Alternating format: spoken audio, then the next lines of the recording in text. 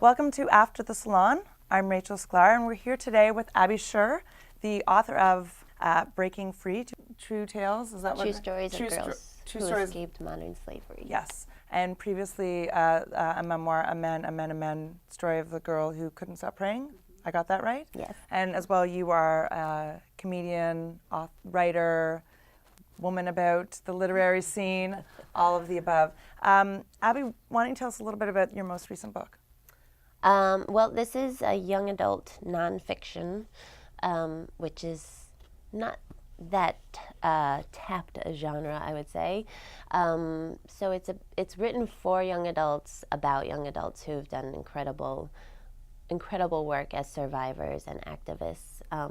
Each of the focuses on 3 young women who absolutely astound me, and they not only survived but are now real voices of the anti-trafficking movement. So you focus on 3 women who were trafficked themselves, who were in sexual slavery, broke free, hence the title, and now are using their stories to help save other girls who were in that situation. Who are the women and where are they from? The first one is Somali Mom, who's probably the most famous one, and she's from Cambodia. She has the Somali Mom Foundation and the Empowerment Store, and she's a force to be reckoned with. The second one is Min Dang, who's a beautiful woman from California. She was trafficked by her parents. Oh my God. In the U.S. And she was born here? Yeah. Were her parents born here? Yep. I'm sorry, no. Her parents were born in Vietnam, but she was born here. And she is a phenomenal speaker, an activist. Where are her parents now?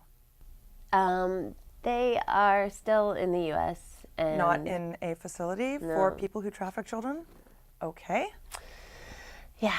And the third one is Maria Suarez, who was born in Mexico, came here, was employed by somebody who was going to have her house clean, and then held in captivity for 5 years.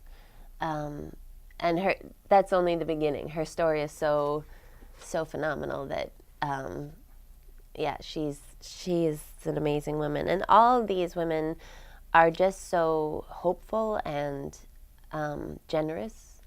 You know, I would not to focus on me, but I would definitely be a very bitter person if this had happened to me, if I was climbing out of this kind of background. And they're not bitter at all. They're very much about empowering the next generation and sharing their stories not for shock value, but for really motivating people.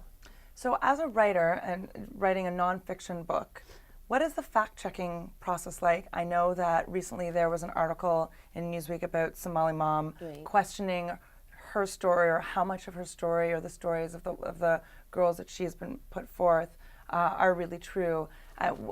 What is your responsibility in that, and what's your process like, and what is your response to that? It kind of makes your book extremely current in the conversation. Yeah, I think, well, what's my responsibility? I think it's always changing, but because everybody can be a fact checker now, and ostensibly,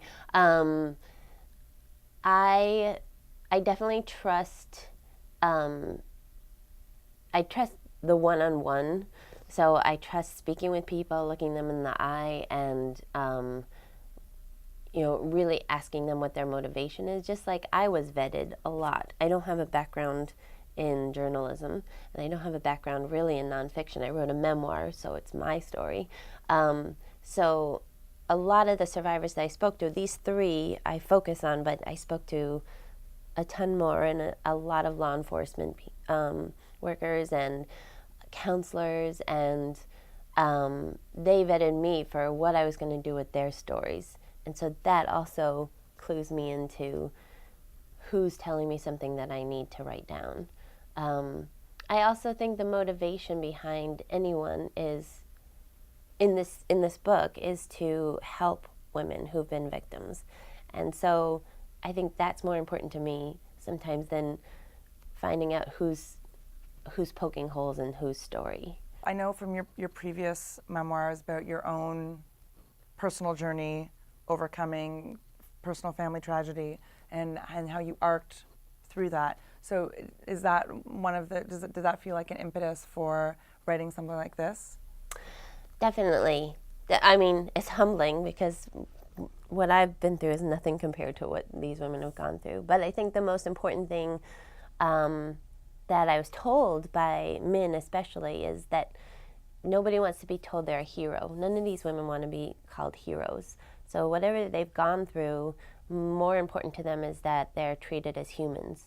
And when you put somebody on a pedestal or you say, you know, they overcame such horrific past, then you're isolating them even further. And really what any survivor of anything, what I want is just to be treated as a human.